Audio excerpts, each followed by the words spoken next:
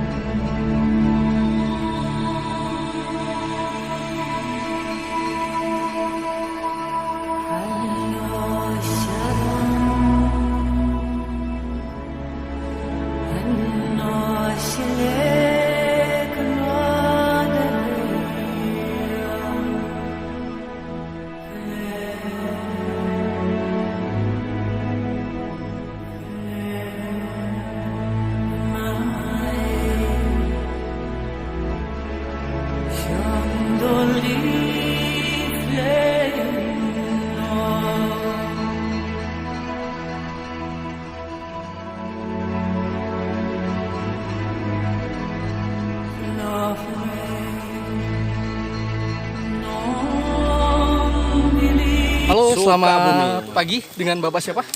Dengan Bapak Edi. Bapak Edi, ini dalam rangka apa Pak kita ke perkebunan Jasula? Ini kita dalam rangka penghijauan. Kita hijaukan kembali alam Sukabumi.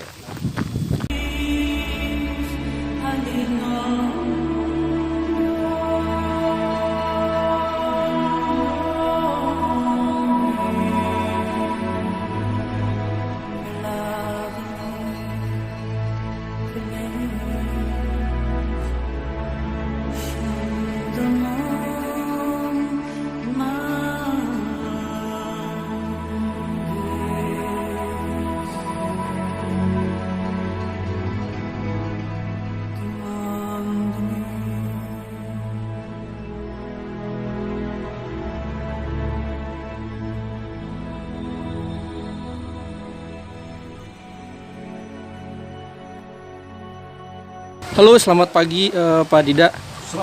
Sekarang kita udah ada di tempat bersejarah ya, Waterpark Cikahuripan. Bisa dijelasin Pak tentang tempat ini? Tempat ini diresmikan tahun 1929 di era kolonial Belanda. Itu fungsinya untuk mengairi irigasi untuk sawah dan perkebunan. Perkebunan ini sendiri didirikan sekitar tahun 1882.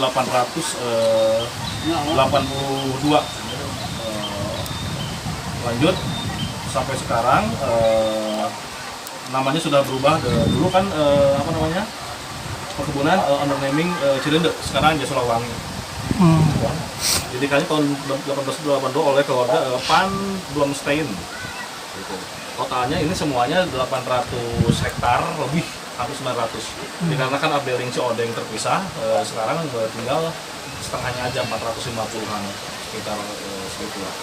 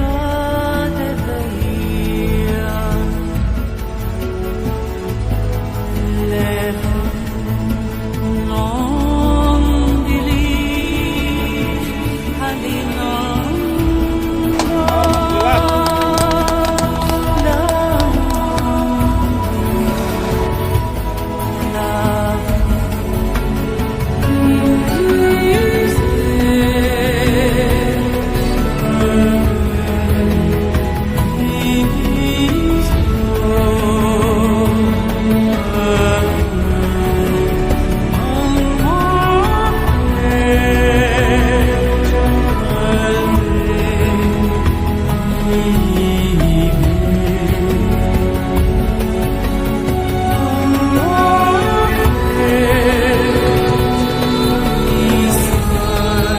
warahmatullahi wabarakatuh. Waalaikumsalam warahmatullahi wabarakatuh. Pangkernya nama Abdi Darius di Abdi Raja Nabi mah memproduksi kopi dari kebun Sinagar ya. Nah, kebetulan saya dari awal memproduksi ini saya senang dengan biografis dan sejarah tentang perkebunan, tentang perekonomian yang dulu. Itu yang dulu kan ibaratnya Belanda kesini mau dibikin shelter gitu, kayak bahkan mau dibikin kayak apa ya di sini tuh perkebunan, bahkan ada shelter bisnis lah gitu.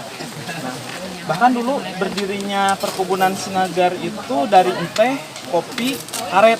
Di sana itu perkebunan VIP. Jadi untuk studi banding aja dari Amerika, dari Inggris itu bisa sampai ke Sinagar hanya untuk studi banding dari hasil olahan kebun gitu.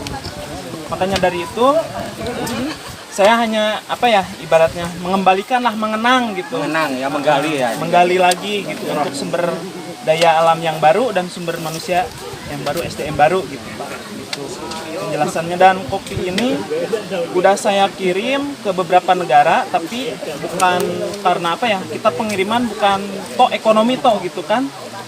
Dan kebetulan saya beberapa bisnis aksesoris juga, jadi untuk pengembangan ini saya kirim, dan ternyata pas saya kirim ke Prancis itu memang ex-bendernya itu masih ada di Prancis Pak gitu, dan si produk kopi dan teh itu masih ada di sana gitu.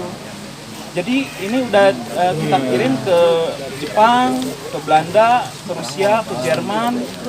Itu sekitar 8 negara kita kirim. Dan dari daratan Eropa sana, ketika saya kirim itu, kebetulan orang-orang yang saya kirim itu memang suka sejarah Pak. Dan alhamdulillah masih diingat lah di sana itu. Dan terdiri juga dari beberapa varietas ya di sana. Dan varietas kopi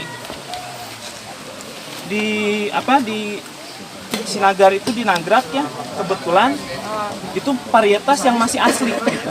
Jadi varietasnya Tipika dan Red Bourbon. Jadi nggak semua wilayah itu punya varietas seperti itu yang masih original. Khas ya. Khas, karena yang Red Bourbon itu dikirim bibitnya dulu dari Prancis Pak, gitu Bu, dari Prancis. Dulu, dan Tipika itu masih dari Yaman. Gitu. Jadi kelangkaan kopi tersebut yang bikin menarik sampai saat ini, gitu, yang masih didambakan lah gitu. Jadi sayang kalau sangat tidak dikenalkan gitu. Masa saya mengenalkan yang jauh tahu, saudara-saudara sendiri yang dekat nggak tahu, makanya kita kampung kita sendiri gitu, berbagi pengetahuan dan sejarah lah gitu Pak. Dan kopi Sinagar ini udah sudah ini sama dinas ya, dinas perindustrian sudah diketahui, terus sama dinas PSDM dan juga Kementan di Balitri gitu. Dan kita sudah pengolahan ini kita sudah sertifikasi semuanya, dan kita sudah mengikuti beberapa pelatihan dari kementerian. Jadi kita ngolahnya nggak asal-asalan Pak, sesuai dengan standar operasional gitu. Dan perizinan PIRT belum keluar, tapi sudah dibuatkan gitu. Tinggal kalau dari dinas yang udah keluar itu AKG, angka nilai gizi dan kadaluarsa. Jadi kadaluarsa kopinya itu yang secara original itu 1,5 tahun Pak. 390 hari kurang lebih, 1 tahun lebih lah. Masa-masanya itu. Dan AKG-nya udah keluar itu, jadi tidak ada kandungan kimia yang berbahaya, yang bertabrakan gitu. Jadi AKG-nya sudah keluar gitu. Jadi betul-betul organik lah, kalau diminum itu nggak bermasalah gitu Pak. Gitu. Kan kalau AKG kita memproduksi AKG tidak keluar, kalau kalangan menengah ke atas kan ini kopi higienis apa enggak ya? Bisa diminum apa enggak gitu, maksud dalam jangka panjang. Kalau kita perizinannya sudah lengkap, alhamdulillah bisa dinikmati lah gitu. Nah, balik lagi kita ke sejarah Pak ya. Jadi dulu penanaman kopi di wilayah Sukabumi, Sinagar, dan wilayah lainnya sepertinya juga bekas kebun kopi. kalau saya lihat gitu kan. Bekas-bekasnya. Dulu mulai ditanam itu 1924. Dulu 1924 itu Belanda udah mulai menanam di Sukabumi. Jadi Sukabumi itu khususnya untuk wilayah Ubruk, Sinagar, Oiska itu ada sekarang. Oiska itu dibuat sekolahan Jepang Pak ya. Karena begitu suburnya tanah Sukabumi. Di 550 mdpl Oiska dan Nagrak itu Pak. Nagrak kan 550 ya, kurang lebih ke atas 650 lah. DPL. Beberapa dari badan penelitian swasta dan juga mungkin dari sejarah yang dulu ya, yang orang-orang penelitiannya di Kecamatan Nagrak itu memiliki tanah dan udara yang unik Pak. Jadi di 550 itu kita seperti di 750 sampai 1000 mdpl gitu. Karena masih sejuk gitu, karena masih ada lembah kabut gitu di daerah kita itu. Lembah kabut terus lagi memang keunggulan tanahnya itu mengandung sulfur. Jadi di 550 itu kita bisa nanam apa aja gitu. Jadi kan kalau Arabica itu minimal paling minim 750 mdpl itu baru tanah subur. Subur ya. Ya. Di 550 ini bisa sesubur ini, bisa sebanyak ini buahnya perdahan gitu. Jadi sangat disayangkan kalau kita tidak mengembalikan gitu lah. Minimal kita ada penghijauan kembali gitu di tanah kita gitu. Dan untuk kembali lagi ke sejarah, dan memang ini dulu 1924 itu benar-benar dari tahun-tahun tersebut Indonesia itu memang ekspor penghasilan terbaik itu kopi dan teh. Bahkan bisa memperkaya negara Eropa sendiri. Belanda sendiri itu sumber pendapatannya dari sini dulu. Bisa semaju sekarang. Kalau kita tidak terinspirasi dari sejarah, dari kekayaan alam dan sumber mineral tanah kita sangat disayangkan. Makanya saya berbagi, kalau Bapak Ibu memang nanti mau menanam kopi itu bisa kita olah bareng-bareng lah secara kultur, secara budaya. Saya tambahkan sedikit ya, jadi untuk kopi itu sebetulnya di zaman Andreas de Wilde, itu tuan tanah Belanda dulu, malahan dari tahun 1811 sampai 1813 pas penamaan Sukabumi, kan idenya beliau ya dengan pekolot sesepuh di Sukabumi ini untuk penamaan Sukabumi. Jadi tahun 1813 sampai 1815 itu beliau sudah membuka kopi olahan gitu kan, kebun kopi. Dan kopi kita itu pernah mendominasi Eropa 80% terbaik dan terbanyak pada masanya Pak, gitu kan. Andalan kita Hindia Belanda ini, saya terangkan juga perkebunan itu di Hindia Belanda di Indonesia itu 80%-nya ada di Jawa Barat Pak, dan 80%-nya ada di Sukabumi. Jadi dari mulai teh, kopi, rubber, karet ya kita bilang karet, itu lengkap sampai opium juga ada di Sukabumi itu ada opium. Siapa? Iya, Di Malinggo Kawal tempat konsulat di Sukamaju. Dikembangkan banyak. Di Sukamaju tempatnya. Kalau perkebunan besar PBS ya, perkebunan besar swasta yang tercatat penanaman kopi pertama itu di Cibungur, Ubruk. Sama Miram Montana Om, ya, yang di Surabaya. Isinya sekarang karet. Ya, kalau sekarang ya, karena ada perubahan juga warga banyak, pemukiman banyak, terus pohon juga berkurang, yang tadinya sejuk jadi Kadar manis. panas gitu. Nah, jadi saya tambahkan lagi ya. Untuk keunikan wilayah Nagrak itu ada beberapa kebun kopi di Sukabumi seperti Guapara, Cipetei, Halimun, Kalapanunggal. Di sini kita sesuai dengan bukti ya. Kita jelaskan Pak. Jadi benar-benar dulu Edward Julius Kerkhoff nanam kebun di Sinagar itu ya, membuka perkebunan VIP itu benar-benar sangat diperhitungkan. Maka mungkin ada tim ahli ya, ada orang penelitiannya gitu. Jadi kopi yang kita tanam itu yang ada di Sinagar Pak, ini kadar manisnya bisa nyampe 15. Kalau di kopi yang lain ini tanpa kita pupuk Pak ya, itu kita biarkan begitu saja, apalagi kalau kita urus gitu. Kalau yang lain kita cek itu di bawah 10. kadar manisnya. Jadi ini karamelisasinya lebih unik gitu dibanding dengan kopi-kopi lain. Makanya begitu di Eropa, di bagian Prancis, Belanda itu sampai ada permintaan sampai tonase. Cuman kan nggak semudah itu ya. Coba bisa dicek, dilihat. Itu dilihat apa ya? Enggak dilihat. Kelihatan itunya ya, apa Kadar manisnya ya. gulanya. Karamelisasinya di matahari ya 15 sampai 15 Oh, persen Pak. Iya tinggi. Tapi ini nggak menyebabkan diabetes, nggak apa-apa gitu. Banyak gula kita ya nambahinnya gitu kan. Udah manis alami lah. Kalau di perkebunan So, lain itu Pak di bawah 15.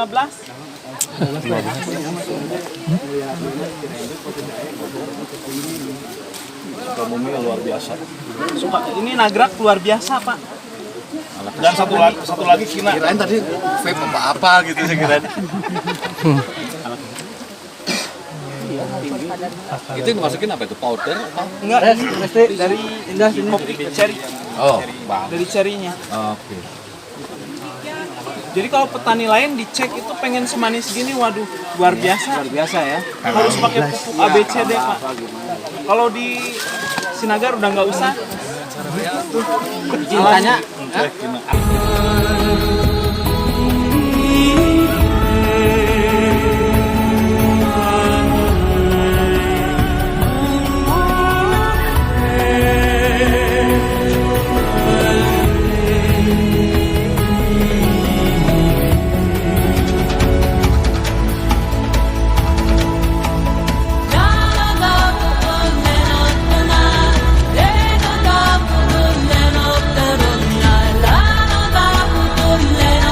berarti mulai minggu depan udah bisa buat camping ya? Bisa.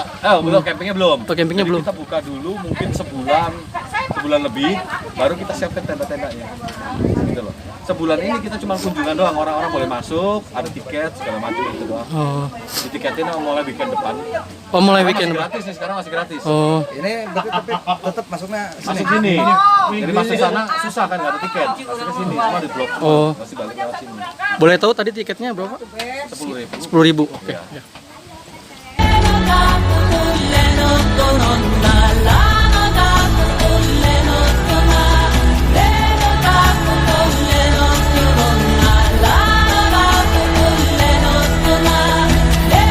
Sekarang gue lagi ada di pabrik jas Lawangi ya.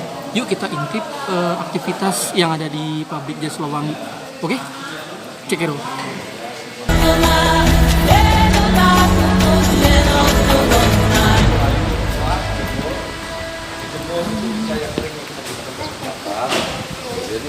Lagi nih, bakal CNN-nya. Oh iya. Proses dari awal berarti Om Budi, maaf. Silakan dijelaskan sama Om Budi. Jadi ini kalau kita panen dari lahan, masuknya seperti ini, kita iketin supaya gampang bawanya. Ini ya, yang segar. Kita masukin ke PPL ya. Ya, berupa tabung, dipanasin dari udara di bawah ini. Kelar itu semua keluarga kita hampar di luar. Oh itu ya. Dijemur, dikeringkan untuk jadi bahan bakar. Satu. Oh. Mengurangi penggunaan kayu. Karena kayu kita mesti tebangin terus kan. Kalau bisa kita pakai ampas akan lebih baik. Ya. Selain itu kita bisa jadikan pakan sapi setelah kita olah. Kita juga bisa jadikan kompos. Nah, dari kompos itu bisa untuk pertanian. Tapi pada saat pembuatan kompos ini kan kita ada satu tabung reaksi biogas. Jadi nanti dimasukin ke tabung biogas. Mulai daunnya ini, terus ada kotoran sapi, ya kita campurin biofertilizer adalah bakteri ya, iya bakteri gitu ya. Kita campurkan dia proses. Nah pada saat proses ini dia akan timbul gas metan. Gasnya ini kalau disalurkan jadi nyalain kompor. Oh iya. Buat rumah tangga. Biogas. Biogas itu efek positifnya. Ya ada. Oh kita belum install, kita akan segera install. Sementara masalahnya kalau kita punya reaksi biogasnya, kita harus punya sapinya. Oh gitu loh.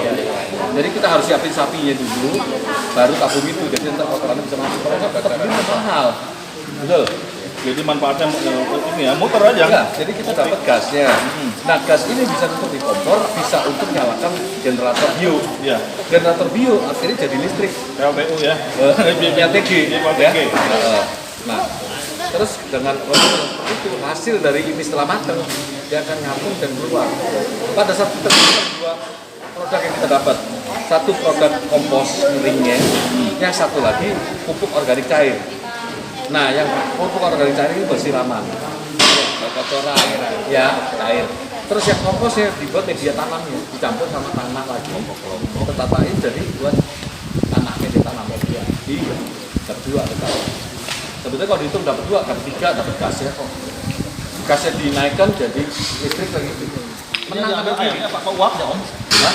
Anda uap. Nah, uapan itu sebetulnya kayak kita ngukur nasi itu masing-masing. Uapnya separate. Uap ini sebenarnya air dan mengandung minyak. Kita pecahkan dengan pendinginan, dia akan pisah. Nah, pisahnya ini yang minyak keluarin sendiri, airnya ini kalau kita alirin yang saya bilang kolam sitro itu tadi air hangat.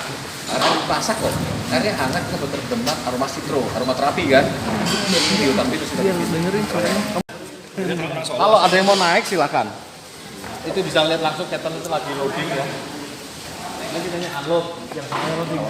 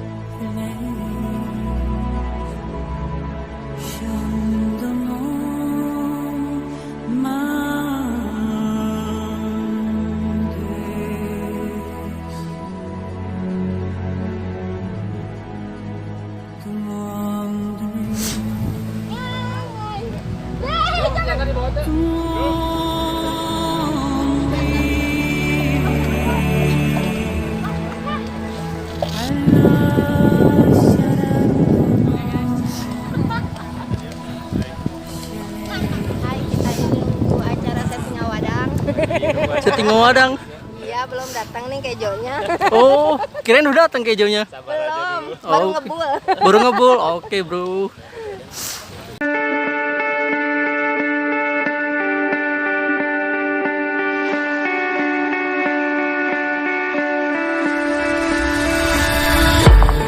I've been quiet inside you, while my heart in my chest.